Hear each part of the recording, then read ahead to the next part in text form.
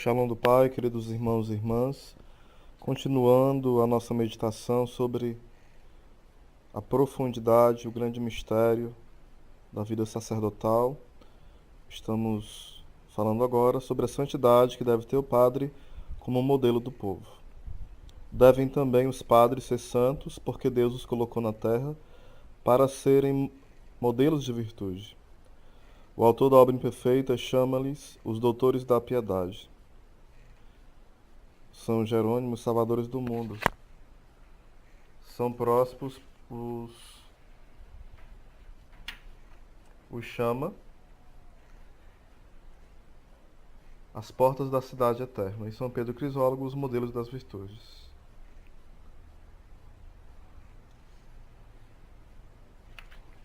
Passando um pouquinho adiante, fala sobre as consequências práticas. Considerando tudo quanto fica dito, conclui o doutor Angélico que para exercer dignamente as funções sacerdotais é necessário uma perfeição acima do comum. No outro lugar, ele também fala: os que se aplicam aos divinos mistérios devem ser de uma virtude perfeita.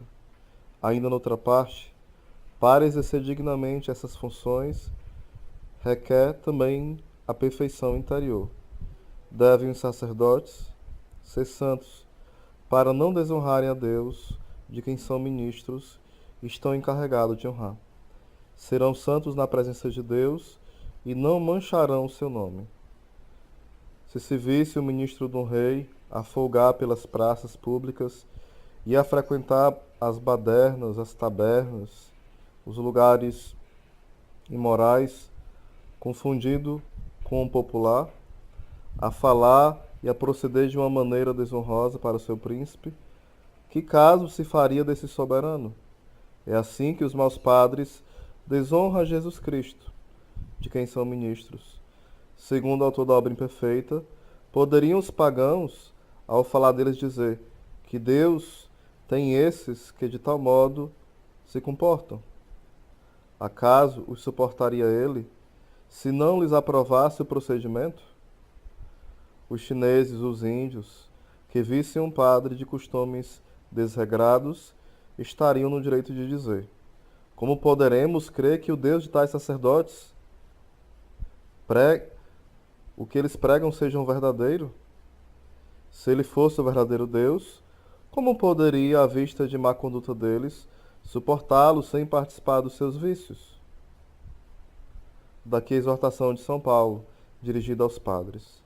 Demo-nos a conhecer como verdadeiros ministros de Deus, sofrendo com paciência a pobreza, as doenças, as perseguições, velando com zelo pelo que respeita a glória de Deus e mortificando os nossos sentidos. Conservemos a pureza do corpo, entregando-nos ao estudo para sermos úteis às almas, praticando a doçura e a verdadeira caridade para com o próximo. Pareceremos tristes em razão de vivermos afastados dos prazeres do mundo, mas gozaremos sempre da paz, que é a partilha dos filhos de Deus. Seremos pobres dos bens da terra, mas ricos em Deus, porque possuir a Deus é possuir tudo. Tais devem ser os padres. Devem ser santos, porque são ministros de um Deus que é santo. Devem estar prontos a dar sua vida pelas almas, porque são ministros de Jesus Cristo, que veio morrer por nós, ovelhas suas, como ele próprio declarou: eu sou o bom pastor. O bom pastor dá a vida pelas suas ovelhas. Devem, enfim, empregar todos os esforços para acender no coração de todos os homens o fogo sagrado do amor divino, porque são ministros do Verbo encarnado, que para este fim desceu à terra, como ele próprio nos ensina também. Vim trazer fogo à terra, e que quero eu, senão que ele se acenda? Porque Davi pedia com insistência ao Senhor para o bem do mundo inteiro, era que os padres fossem revestidos de justiça. Compreende a justiça todas as virtudes. Assim, todos os padres devem estar compenetrados da fé e viver não segundo as máximas do mundo, mas segundo as da fé. As máximas do mundo são: É necessário conseguir bens e riquezas. É necessário procurar a estima dos homens. É necessário gozar quanto possível. As máximas da fé são: feliz o pobre, é preciso abraçar as humilhações, renunciar a si mesmo, amar os sofrimentos. É necessário estar animado de uma santa confiança, esperar tudo, não das criaturas, mas de Deus somente. É necessário ser humilde, julgando-se digno de toda pena e desprezo. É preciso ser manso, praticando a doçura para com todos, principalmente para com as pessoas melindrosas e grosseiras. É preciso, enfim, estar-se revestido de caridade para com Deus e para com os homens. Quanto a Deus, todos os padres devem viver numa perfeita união com Ele e procurar, mediante a oração, que os seus corações sejam outros tantos altares, em que arda de contínuo amor divino. Para com os homens, todos devem praticar o que diz o apóstolo: tomai entranhas de misericórdia, vós eleitos de Deus, santos e caros a seus olhos. Devem, quanto possível, prestar a todos os homens socorros corporais e espirituais. A todos, digo, mesmo aos mais ingratos e aos perseguidores. Santo Agostinho dizia: nada mais ditoso cá na terra, nem mais agradável aos homens, que o ofício do padre. Mas aos olhos de Deus, nada mais miserável, nem mais triste, nem mais arriscado para a salvação. É grande felicidade e honra para o homem ser padre. Pode fazer baixar do céu as suas mãos o Verbo encarnado, e livrar as almas do pecado e do inferno. Ser vigário de Cristo, ser a luz do mundo e o mediador entre Deus e os homens. Ser maior e mais nobre que todos os monarcas da terra. Ter um poder superior aos dos anjos. Ser, numa palavra, um Deus terreno, conforme a expressão de São Clemente. Nada mais venturoso, mas, por outro lado, nada mais terrível. Com efeito, se Jesus Cristo desse as suas mãos para seu alimento, é preciso que o padre seja mais puro que a água que foi mostrada a São Francisco. Se é o mediador dos homens diante de Deus, é preciso, para se apresentar diante do Senhor, que seja isento de todo pecado. Se é o vigário do Redentor, é preciso que lhe seja semelhante na vida. Se é a luz do mundo, é preciso que seja todo resplendor de virtudes. Numa palavra, se é padre, é necessário que seja santo. De contrário, se não corresponde aos dons recebidos de Deus, quanto maiores são esses dons, diz São Gregório, mais rigoroso será a conta a prestar.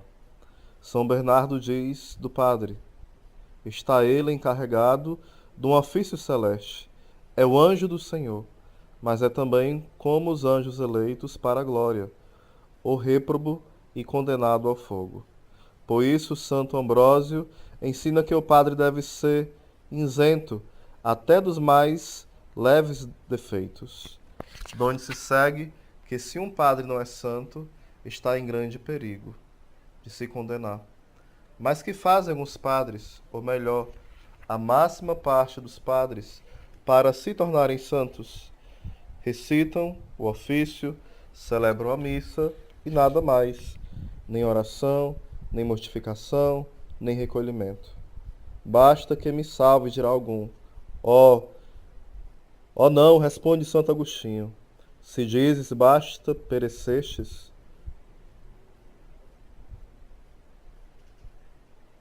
Para ser santo, deve o padre ser desapegado de tudo, dos ajuntamentos do mundo, das honras vãs e de outras coisas, em especial do afeto desordenado a seus pais. Estes, ao verem o sacerdote pouco interessado no engrandecimento da família e todo entregue às coisas de Deus, dirão talvez: por que procedeis assim conosco? Deverá ele responder como o menino Jesus, quando encontrado por sua mãe no templo: não sabeis que devo ocupar-me com as coisas do meu pai? O padre responderá a seus pais: foste vós que me fizeste sacerdote? Não sabeis que o padre não deve trabalhar senão para Deus?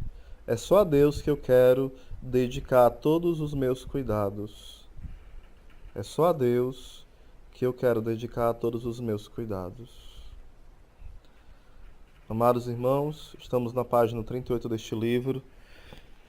Vamos pedir a Deus a graça de, a cada dia, ao ouvir esse audiobook, que talvez a leitura não seja, vez ou outra eu acabo gaguejando, mas sem dúvida dá para tirar algum proveito, se ouvir com atenção, com paciência, já oferecendo como mortificação, né? Pelas almas do purgatório, também pelos padres desanimados, pelos padres que não sabem a grandeza do seu ministério, do mistério que é esse chamado. Também aqueles que se sentem chamados, que o Senhor dê força para corresponder àqueles que ainda não sentiram este apelo pela falta de oração, que Deus os atinja com a sua graça. Pedimos tudo isso pela intercessão da Virgem Maria, Mãe dos sacerdotes. Ave Maria, cheia de graça, o Senhor é convosco. Bendita sois vós entre as mulheres, e bendito é o fruto do vosso ventre, Jesus. Santa Maria, Mãe de Deus, rogai por nós, pecadores, agora e na hora de nossa morte. Amém. São Pio de Pietrelcina, rogai por nós. São Bento, rogai por nós. São Francisco de Assis, rogai por nós. Santa Teresinha do Menino Jesus, rogai por nós.